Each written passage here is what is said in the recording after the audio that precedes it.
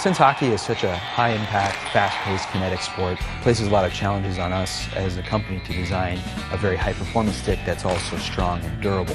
Based on the player feedback we were getting from the S19, it was clear that we had created a very well-performing stick that had a very quick release. But there are a few things that we wanted to improve upon there. What's different about the S19 is we've introduced a brand new layup in the shaft, and that layup center is all about durability. This is the first step where we actually cut the raw material. This is carbon fiber coming off this machine behind me. This will be cut into specific pieces that are assembled into a kit that will make up the entire stick.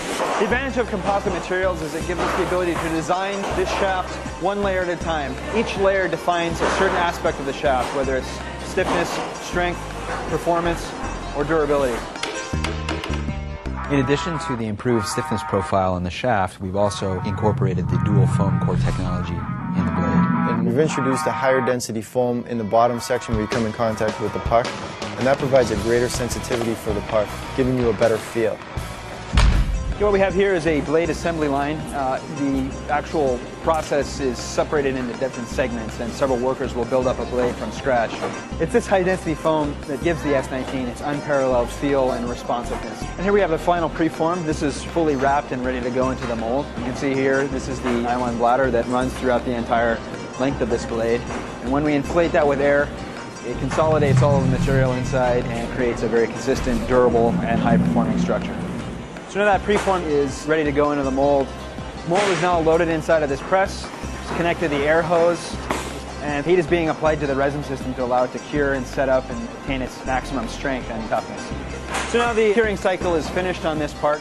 From here it's going to go into a chiller press to cool down to room temperature before we extract it from the mold. And then after that, the part is inspected for quality, sent to the assembly area where it's bonded to a shaft, and then from there the paint and decals are applied. For the S19, we basically was an evolution of the S17 stick, which is a very iconic hockey stick. So it was a real challenge from then to create something that would equal it or top it. The design process starts about 1 or 2 years prior to the release date of the stick. The marketing team looked at the future trends, the possible colors, the player feedback, and then we'll start sketching. Then we try to go on an actual stick and use masking tape in order to get a real-life feeling of that stick. Here's where the paint is applied to a shaft. This shaft can be hung from these hooks.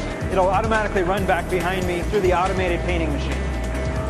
After the paint is applied to the shaft, it comes into this room where the decals are applied. This is one of the last steps in the finishing process. From here, it goes back onto the automatic painting machine for the application of clear coat and grip. And then it's off to the NHL.